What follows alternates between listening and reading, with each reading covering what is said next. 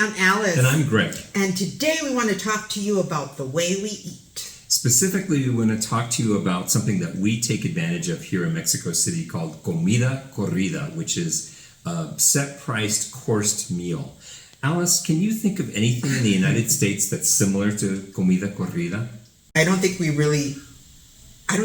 ever really ate that way, but I think there was something called like a blue plate special where you got different courses where you didn't get just you didn't just order a la carte. But I don't think that's that common, I think my experiences have been with eating fast food that way and ordering the value meal, like if you go and you're going to have a burger or a breakfast sandwich or something, you always get the coffee or the soft drink or the French fries or whatever that go with it in a package because it's more economical. But then it's more about kind of like speed and junk food. So I think that's the difference between Comida Corrida and like a Happy Meal or a value meal. Yeah, it's definitely a healthier alternative, and the food is fresh. It's made, it's made probably in bigger quantities because there is also an emphasis on speed for Comida Corrida, but it is good quality food.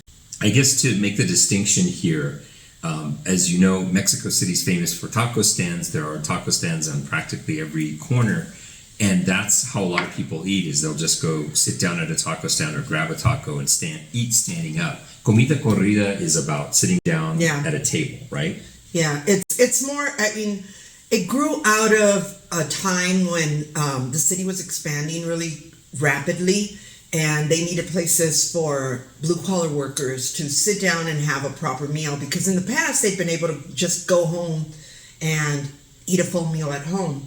And the way that Mexicans eat lunch in particular is in multiple courses. It's slowly. There's this thing called sobremesa where you sit down and you leisurely eat. So all of a sudden these workers were far away from home and they couldn't enjoy that sobremesa. They couldn't enjoy just relaxing at home. So they had to do the next best thing, which is eat quickly, but still get all your courses of fresh food. It's kind of home-cooked meal where you've got a starter, you've got some rice, you've got an entree, or guisado is what they might call it here, or a plato fuerte, and then you might even be lucky enough to get a postre, and it's also served with something to drink.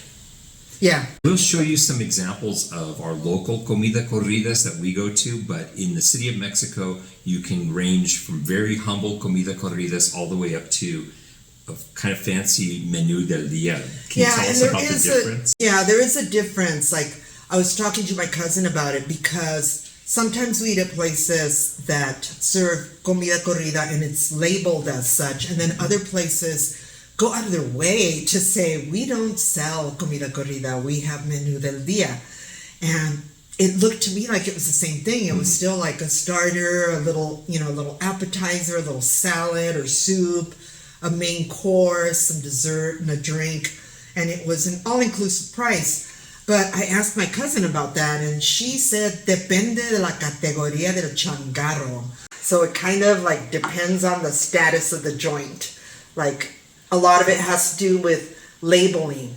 Comida Corrida was designed for workers. And it was designed for blue-collar workers. It was designed for speed, and not so much for just people eating out a classy meal. I would make the distinction between what we call prefix menus in the United States, which typically are like chef specials, right? I know how restaurants use prefix menus in the United States is they can buy in bulk and they know they're going to use these ingredients in several different dishes, so it keeps costs down. It also allows them to kick out menus very quickly and get those dishes served quickly. And there's some similarities, but there are some significant differences, and we'd like to show them to you today. Greg is a classier guy than I am, because that's why he knows about prefix menus. I worked in the hospitality industry, so restaurants were a part of what I did. Yeah, I'm used to just either you go and you order a la carte, or else you get the value meal. The value. Get the Happy Meal. There's no toy served with your Comida Corrida. One of our favorite ways to enjoy a meal out is to take advantage of the menu known as Comida Corrida, where for a set price, one can enjoy 3 to 4 courses of affordable food. Comida Corrida is usually available Monday through Friday. It's kind of unusual to see it on weekends. These menus became popular during the Porfiriato, or the time when General Porfirio Diaz ruled Mexico during the late 19th and early 20th centuries. This was a time when many changes were happening throughout the country. Mexico City in particular was expanding, spreading out into less populated areas. Workers had to travel greater distances to their job sites. They could no longer go home for lunch. This gave rise to small stands and fondas, which provide quick, satisfying, economical meals for the workforce. Greg and I were talking about Comida Corrida, and I realized that we both had very different interpretations of what the name meant. I imagined that the term corrida had something to do with the courses being sequential, in a row, corridos. Greg imagined someone eating on the run. It's funny because at one of the places we like best, Fonda La Talavera in Coyoacán, the waiters often appear to be running to get to all the customers. A quick internet search reveals that there are conflicting origin stories for the term Comida Corrida.